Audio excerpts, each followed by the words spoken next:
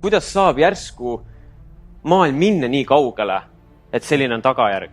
Tahame seda, ei taha, me peame võtma appi ajaloo, mis ulatub näiteks 550 miljoni aasta tagustesse aegadesse, et see tagajärg saaks üldse tekkida. Ja sealt sai algusega üks inimkonna üks kõige suuremaid draamasid.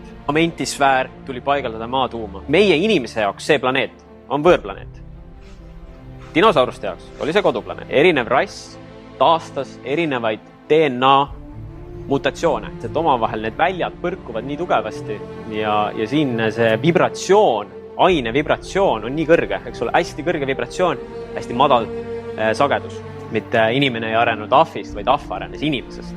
Kuidas see võimalik on, et sellest ajast saab siin nii mõelda? Sest seal on aeg teistsugune. Te näete seda aja hoopis teise pinna peal. Ja kui te lähete tiheduste kaupa üles, siis aeg läheb kogu aeg aeglasemaks. Kogu aeg aeglasemaks. Ja veel aeglasemaks. Nende kristallidega üritati siis need draakod sealt maalt välja ajada. Aga juhtus õnnetus. Paljud enamus siis need lemuurlased ja atlantlased läksid sisemaale. Anorgaanilise kosmilise rassina ütleks ka, et maa on lame. Olete näinud maatuuma või? Ei ole. Siis on lame. Olete käinud kosmoses? Ei ole. Siis on lame. Need ongi need trikid ja see on illuminaatide selle seltskonna poolt loodud religioon, et panna siis uskuma mingit seltskonda, täielikku absurdsus. Siin on nagu valikuid, mida saab teha. Meil on valikuvabadus. Meil ei ole valikuvabadust, ei ole viimased 200 000 aastat olnud. Ta ei ole lihtsalt mäng selles mõttes. Teatud kosmilised rassid on tulnud see nii suure missiooniga, et meil pole isegi endal aimu, kui suur see on. Kui planeet saadakse kätte, on kõik linnud ja galaktika käes. Igavikulisest elulilõpetusest, mitte sellest, sai surnud elulilõpetus. Ehk siis see, mis kirjeldas geneetilise mutatsiooni tööjoonist, toimus vaimsuse teaduse suur lõhenemine. Meie see mentaalne meel ja see meie autentne mina kahestus. See tekkis egomeel. Anunnakide liin ulatub 11 dimensioonini välja. Dracod 10. See anorgaaniline rass, see draama, seda mängu juhitakse 11 dimensiooni pealt. Meil räägivad inimesed, et nad käivad astraalrännakut. Seal on ingli, dimensioon 4. 11 dimensiooni pealt juhitakse kogu mängu ja see käib dimensioon 4 kohtumas inglitega. Miks meil on 5 sõrme ja 5 varvast ühel jalal ühel käel? See 10. süsteem on juba moonutatud. Ja see valik, mis seal kõrgemas tiheduses tehti, see ju peegeldab siia alla. Maiade kalendri lõpuajad sümboliseerid 2012 aasta vanem illuminaatide tagasi tulekut. 15 000 aastat tehti eeltööd, et saada järgmine Stellar Activation Cycle 17-aastane aken planeet kätte. Millal oli Stellar Activation Cycle? Teate, 2000 kuni 2017. See oli ära. Mida te teate sellest? Mis toimus vahepeal? Mis valikuid tehtud on? See avab portaalid ja see annab võimaluse põhimõtteliselt tihedus ühel kogeda, tihedus 5 informatsiooni, kujutate ette. Ja see info on kogu aeg olemas olnud. See info ei ole tulnud siit planeedilt, see info ei ole tulnud siit galaktikast, see info ei ole tulnud siit universumist, see info ei ole tulnud isegi siit 15-dimensionaalsest ajamaatriksist. Algsed ühe seaduse õpetused, Gelonta teadus, CDT-plaadid, Maharat tekstid, orgaaniline algallika loomise geomeetria, iidsid Merkava ülestõusu mehaanikõpetused. Eestis on siis vabadusõpetusseminari koosviimise korraldatud aastast 2010. Ameerikas siis Yasha Shayana speaker ühe poolt aastast 1998. Sul peab olema taust orgaaniline, et sa loeksid anorgaanika pealt orgaanilist sõnumit. Kui sa taust ei tea, et orgaanika on üldse olemas ja sa arvad, et New Age ongi see, mille pealt siia inimkonda päästma tuldi, siis me astume lihtsalt päris karmilt ämbrisse. Elohimid hakkasid võtma ülemvõimu ja teadlikult õpetama enda jüngreid antikrist õpetustega. Siiruse inimese hübriid Nephilim Melkisedek King of Salem. Kui te olete kuulnud, Salomoni õpetused King of Salem, millest sai alguse kogu tänapäeva valge juutide pärimusliin. Nüüd üle väga pika aja, kui nii kõrge DNA koodiga King sai üldse planeedile tulla. Mary ja Joosepile sündis teine Jeesus Kristus, mitte esimene. Siin praegu, selles ajajärgus oli see potentsiaal olemas, mida neil seal vaja oli, et siin teatud stsenaariumid ringi mängida. Väidan, et enamus teist siit ei ole Turaneel, siis ma väidan seda, et enamuste kodus ei ole planeet Maa. Ega ka mitte Taara. Lihtsalt räägin teile selle lugu, sest te olete sellega seotud. Võib-olla teile avardub siin mälu, miks te siin olete. 12-13 sajand on ju, kõik olid ju katkus. Mis moodi sa ehitad sellise asja valmisid? Mis kohtade peale? Nagu, et mitte maalapi peale, vaid sa ehitad mäe peale lihtsalt sellise asja. Kus sa selle materjali üldse saad, et neid asju ehitada? Kus sa kokku paned? Et need oleks justkui nagu niimoodi tehtud. Aga kellelgi oli vaja kaitsta ennast. Ermitaaži ümber ei ole mõt ka pead vaevata, seda ei saa tänapäeval järgi teha. Mitte kuidagi ei saa. Absurdne meie jaoks. Me ehitame klaast maju. Need on Need on meie stiil, need on meie tehnoloogia. Need sündmused lõid selle, et praktiliselt kogu linn põles ära. Noh, niimoodi lihtsalt tehti õlut, et kogu linn põles ära. Aga vaatame veel, loomulikult, Tallinn.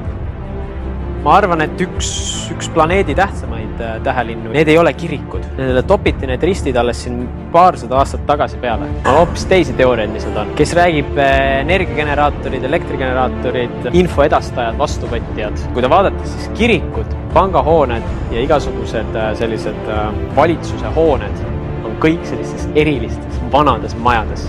Miks ehitada tänapäeval kirikuid? Rekonstrueeritakse kirikuid.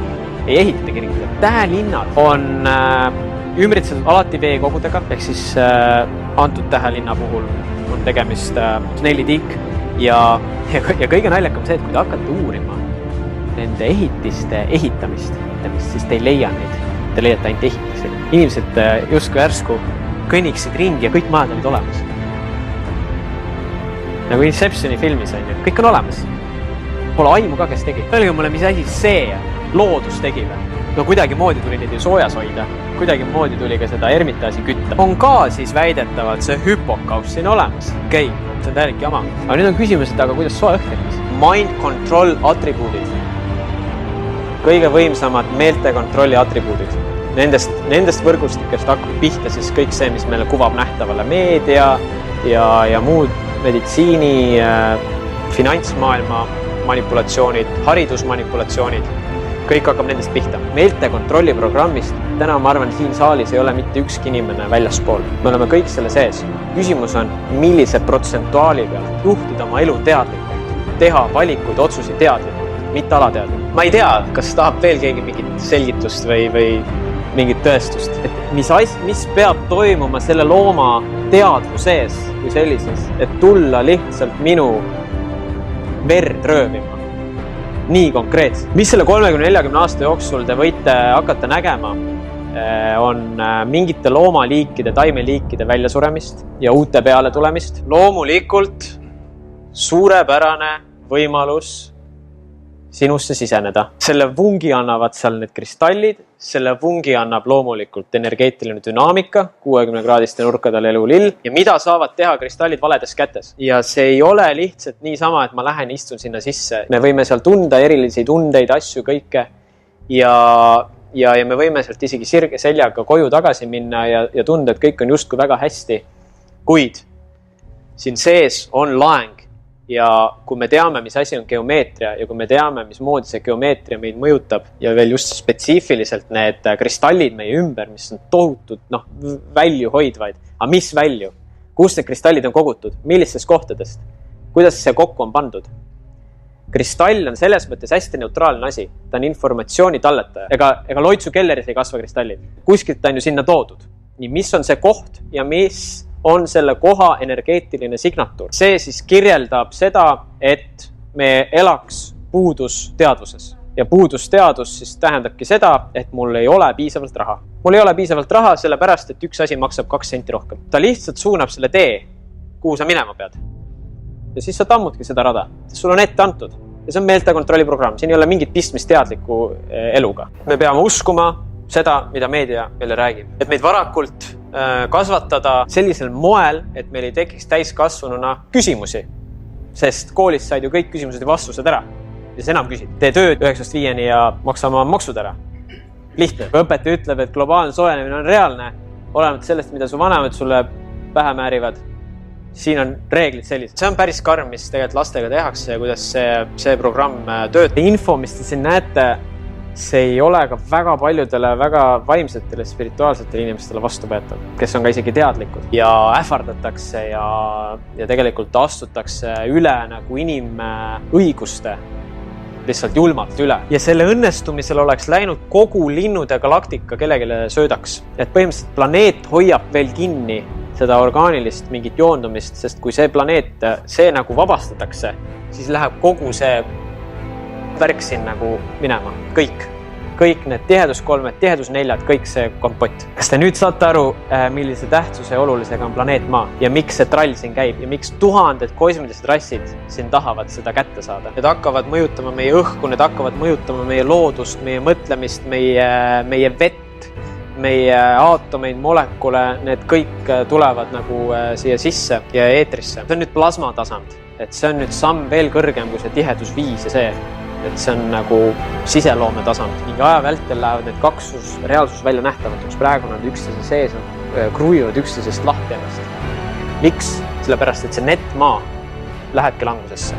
Aga see Aurora maa, millest ma räägin, see rullib ennast siit päikesesüsteemist, sellist linnude galaktikast, sellest maatriksist välja. See tähendab seda, et aina enam saavad määravamaks meie tegemised, mõtlemised, elustiil, kõik, et endast integreerida uusi plasmaenergiaid. Ja tänase päeva lõpuks ma viin teid vee alla, kus te saate hingata. Olete valmis selleks? Ehk siis rännak elusa veega täidetud Aurora maa ookeani kohtuma aquafereionitega.